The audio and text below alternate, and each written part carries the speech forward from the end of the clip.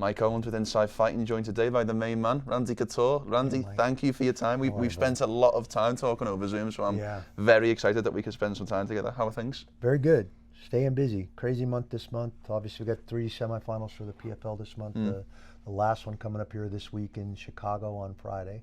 I leave for that tomorrow. Had 5 different events in 5 different states this month, so a lot of travel. But that's nothing new. That's how it usually goes, and it's good. I'm usually going somewhere I want to go and seeing somebody I want to see, so all good.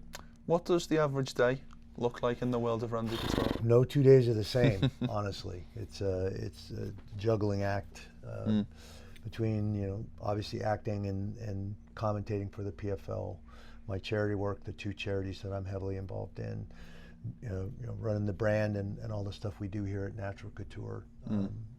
Obviously we're in the gym that used to be my gym. Now my son's running the gym and doing a great job, by the way. You walk through and he's completely changed the face and remodeled and changed the logo and just done a great job. And between him, Eric Nixick, and Dennis Davis, they're just doing a great job with the team and everything that's going on here at Extreme Couture. But Natural Couture Inc. and everything that I'm doing is running at top speed too. We've got a TV series coming up called The Giant in the fall in the acting world.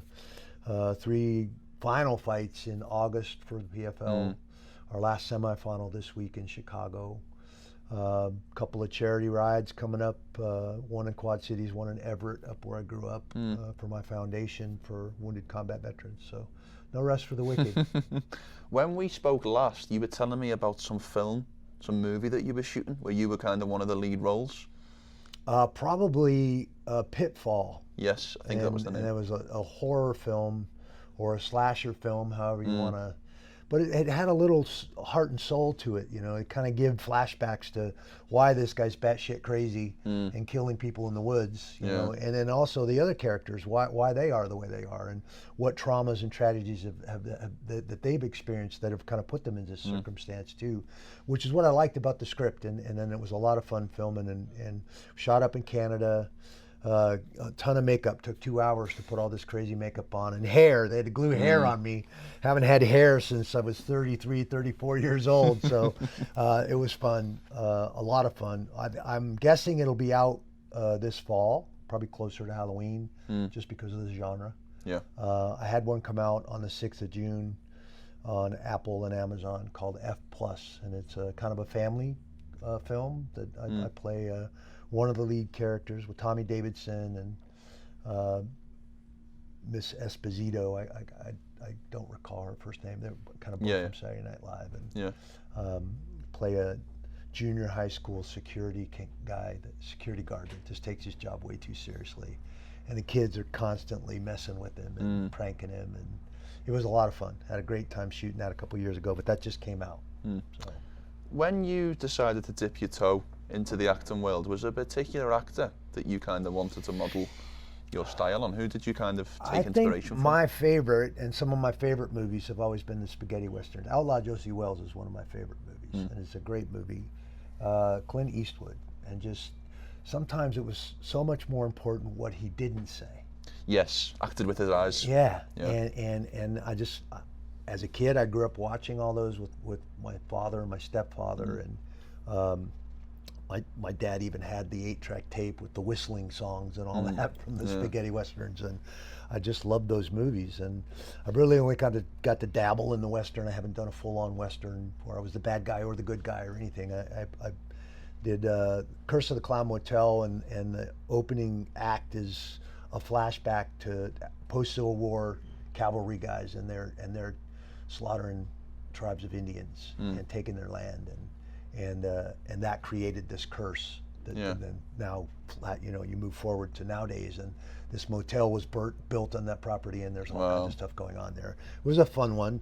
And I did Outlaw Johnny Black with Michael Jai White, which was a film that he did the original, wrote it, directed it, and then he asked me, and when we did The Hard Way over in Romania, he was telling me about this project that he had, and then when he got around to making the sequel to that movie, I got asked to play a role in that, which was a lot of fun. And that was a full, it was more of a little tongue-in-cheek Western. There was some song and dance at the end. There was a bunch of stuff, but got to kind of play a bounty hunter in a Western, ride a horse, do all that. And that was a lot of fun. But it's a genre I've always liked. Yeah, 100%. Before we talk about the PFL, which is the nature of this conversation or where I want to take it, I do want to get your thoughts on your old foe, Vto Belfort, who's going to be inducted into the UFC Hall of Fame this week. You guys shared a lot of time together in the cage. I was, from preparing to fight him the very first time and seeing the problems that he posed, the tenacious style he had, the athleticism that he brought to that cage. I mean, I think when they asked me to fight him the first time, it was very early in my career. I think he'd had 4 fights to that point in an aggregate time of about 3 minutes. I mean, he was just blowing through everybody. My first fight, UFC 13, he fought Trey Telligman on that card, and literally in 60 seconds dismantled this giant guy. And I was like, holy shit, you want me to fight that guy?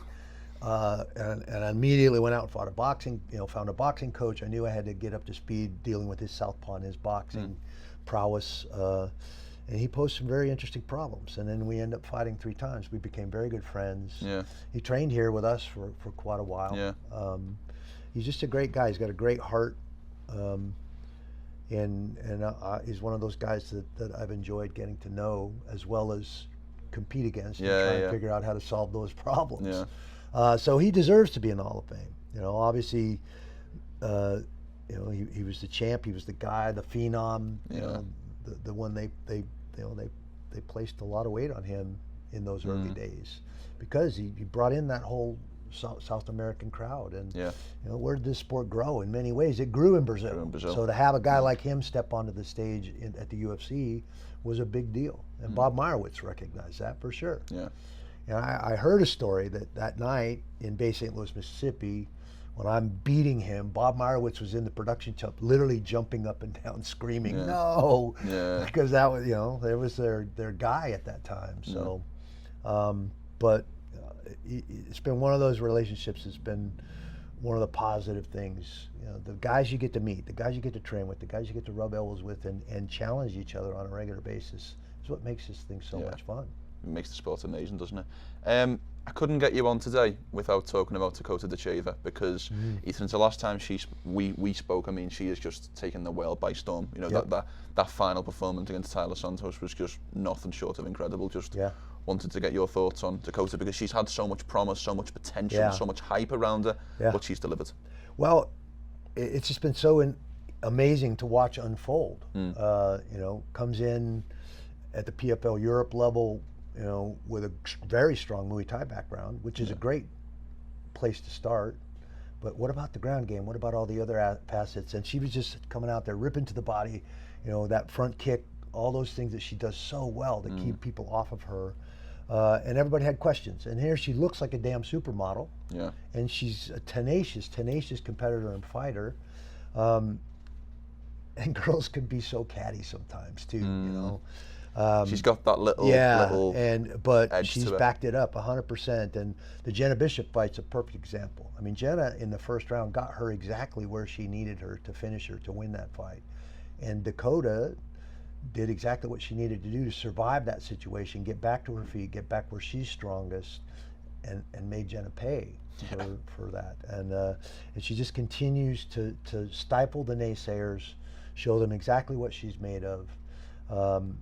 And do it with style and grace. She's a super nice gal. Enjoy interviewing her every time I get to interview her. And she's backed up every single thing she's ever said, which is rare and hard to do in our sport. Certainly is. So my hat's off to her. I think she's amazing. She's fun to watch. She's an exciting fighter. She knows exactly where she wants to be, and she goes out there and finds a way to get herself there every single time. And that's very, very impressive. I'm excited to see her this July in the Champion Series. I think we have 5 Champion Series fights coming up with the PFL. That's kind of at that next kind of pay-per-view level.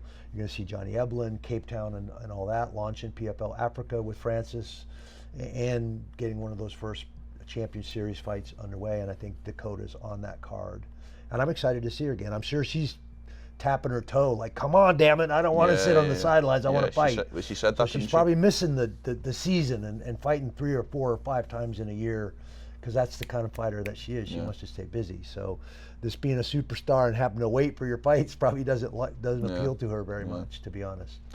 Especially coming from a Muay Thai background as well, where they fight so often. They fight a lot. Do you think the PFL are going to any way struggle to find matchups for her? Because she's obviously got this fight coming up in South Africa, but I think when the last time I looked at the odds, she's a massive favourite. Now, we see upsets in the sport all the time. Yeah. But do you think the PFL will have a difficulty finding matchups that interest Dakota? Maybe. I don't know about interest Dakota. I think Dakota's of the mindset that she'll fight whoever they want to put in front of her. Yeah, of course. Getting somebody else on the other side of the equation and say, yeah, I want to step up and fight Dakota. That might be the real challenge. True. Seeing where she's come, how far she's come in a very short amount of time, in just a couple of years. Just elevated herself and elevated the game. It fits her Muay Thai background and does all the other work. I think moving to top team in Florida was a very smart move. Great plethora of hard-nosed training partners. Iron sharpens iron, right? She's in the right 100%. place there. They're going to tactically and technically work on their transition skills. Have we seen her execute a takedown yet?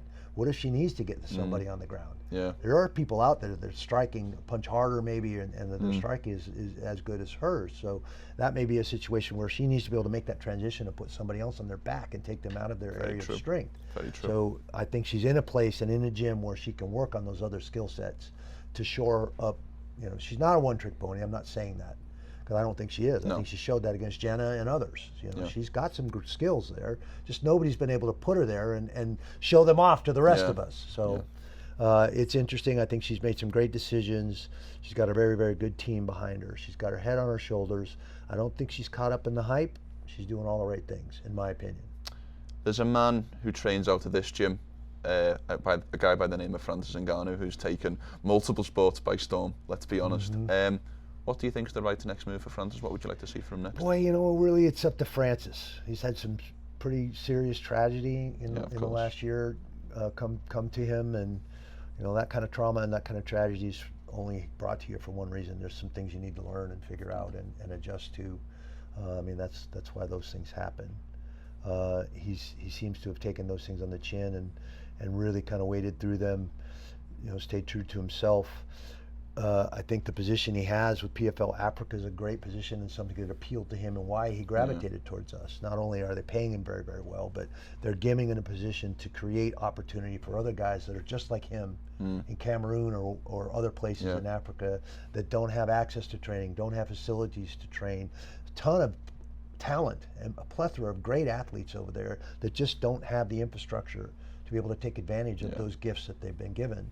And I think that's something that Francis sees and Francis wants to change. So I wouldn't be surprised to see him leave competition and just focus on that. Yeah. He's made a boatload of money from fighting and boxing. And I don't think it's about the money, but as far as legacy and sustaining his family, he can do that with where he's at right now. So what's important to him? The only one that can answer those questions is Francis, really. So he's an amazing competitor, diligent, checks his ego at the door, which is our motto here. Yeah. Knew he was coming in here to get the hell beat out of him and get the shit wrestled out of him, frankly. And embraced that for a couple of years. From the Stipe 1 to Stipe 2, huge difference as a competitor in technical aspects of his fight game. So, which is exactly why he came to us. So I think the guy's great. I think he's great for the sport. He's got a great head on his shoulder. Who negotiates his opponent's fight purse?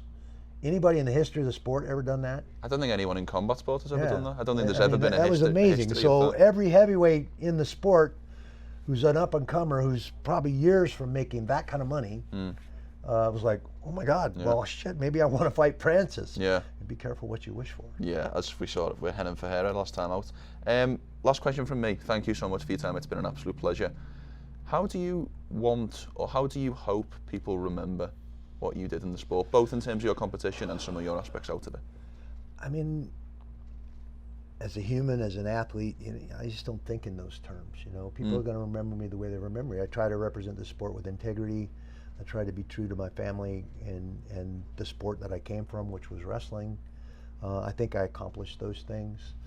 And if they remember me for that, then that's great. I kept it simple. I tried to just be myself.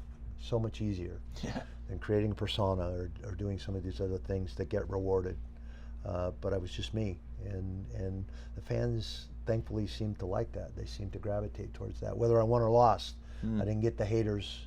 There's always haters out there. You can't tune into that. But I seem to have this smooth, clean arc, whether I won or lost, and I appreciate the fans for that. They've been amazing. So, just try to represent the sport with authenticity and integrity, and I hope that's what they remember.